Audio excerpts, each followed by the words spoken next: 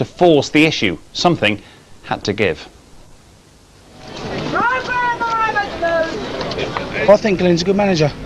I think if the players can get a win today and they can kick it off like last year, it's a shame he's had to come down to the wire where he might get the sack. I blame the players personally. I just think there's not enough effort, there's not enough will to win. Glenn rode her out as far as I'm concerned. I don't think the board have got to back him more. He's got to give those players a bit of a, Kick up the what? Yeah, kick, yeah. They need a good kick. And they do, but I don't think he's the man to do it, and that's the truth. What's wrong with Leeds at the moment? What's wrong with your club? What's wrong with it? I just think they need time.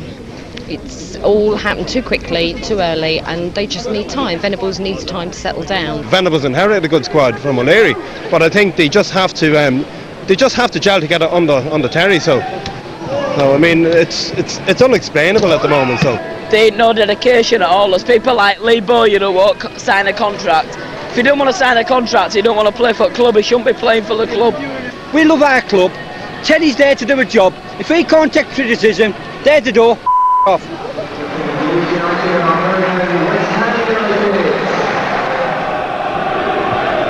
It's Kewell. Got a touch from Pearce, and Kewell has played Bowyer in. Leeds in front in the 11th minute. Di Canio. Bowyer giving chase. There's a touch from Backer. Finds its way clear, and the shot is only parried by Robinson. Di Canio scores. West Ham are level. And who else would begin the rescue act? Floated into the box, and Harry Kewell was all alone. Leeds are back in front.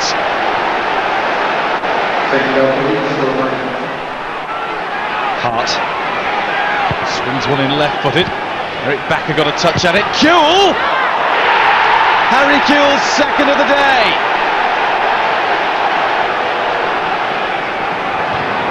Good leap from Lucic. Played back, but Mark Viduka will get there before James. The lucky ricochet, and here's Viduka. 4-1 Leeds. What a weekend it's been for the Aussies.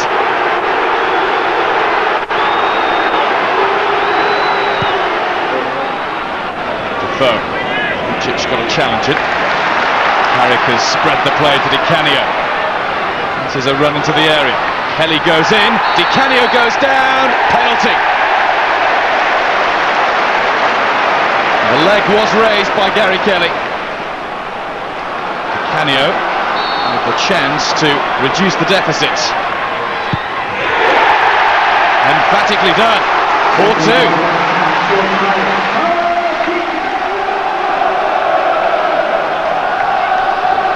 It's going to be Schemmel to take the corner.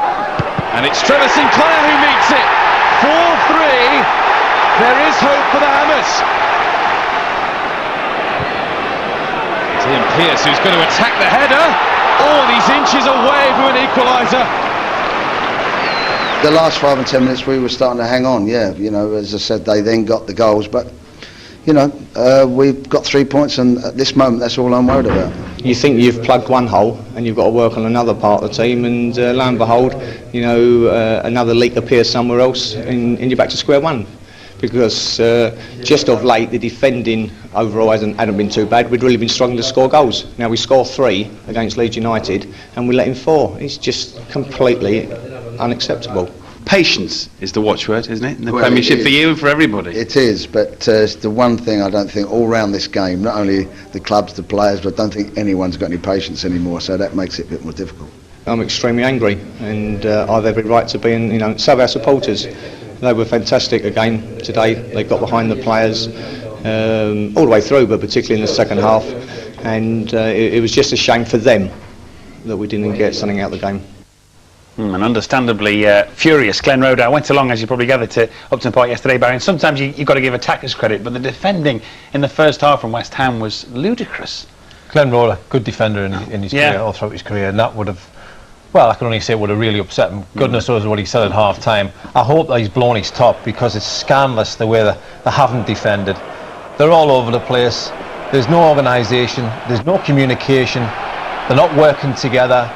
They're not picking up areas, they're not picking up men, they're not making challenges. It is down to players, it's not down to the manager. The coach, whatever organisation he puts on the training field, when they defend like that, you pay the price, and it's such a costly price that they're paying week in and week out at home at the moment. It's not just happened once, it's happening a number of times. You can understand the low in confidence, you understand that, but you cannot forgive lack of concentration and using your defensive instinct to plug gaps. But if players were more accountable, nowadays the manager's the one who takes the brunt of all the criticism. If players aren't going to be accountable, whereby they know no matter what happens, I don't hear many noises coming about the players, it's all about the manager. And if players psychologically get that in the back of their minds, that no matter what happens, I don't think they deliberately go out to underachieve, underperform, not try. But generally, if you really feel that you're not accountable for the results, then you see performances like that, and you see what happens to West Ham. Thomas Repke, you look at his performance, and no wonder he took him off at half time. He's going to get sent off anyway. Yeah. What's his response going to be? But if in the first 10-15 minutes, if he's having a shocker, sure, he's got to get himself together. He's an experienced pro. And that is a bold move by the manager to take bold half move off at half time, having had a disastrous first half.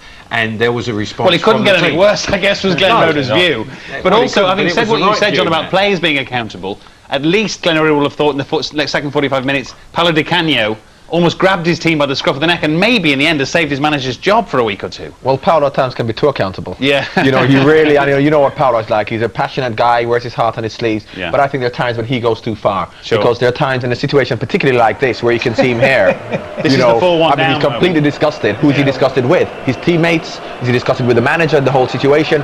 He cannot afford to do that. He plays the crowd very well, and this is the situation where the players have to come together. This is where the players have to be in it together, not I'm the one who cares, I'm the one who scored the goal, I mean it, I'm hungry, I'm passionate about it, and the others don't. The only way West Ham are going to get out of the situation is if they all pull together, rather than one player. As a footballer, having said all that, and I've been quite critical of Paolo, I think Glenn would want 10 other Paolos there because you've got to pull yourself something together to him as well. But it has to happen in unison rather than one individual. Rather than an individual, because this doesn't help. This doesn't help because the fans are looking at that. They'll be saying Paolo cares, maybe Glenn doesn't, maybe the other players don't. Right. I must say though, it does matter when he's playing at Upton Park there, but there's been a number of occasions where he hasn't appeared away from home when they've needed him just as much. Well, when he does get on the bus, because he doesn't like getting on the bus, he doesn't like those away games, I've seen him being an absolute disgrace. So the two faces of Paolo Di Canio, and that's what John's talking about. Sure, so responsibility and accountability all the time. Yes, the lads in the dressing room can respect Paolo Di Canio's ability, but not the fact that he's two-faced in the way who he shows it in front of. But the problem at the moment, Rob, is not their away form, whether Paolo's there or not. It's their home form. If you look at the situation they're in, and Paolo's always there at home.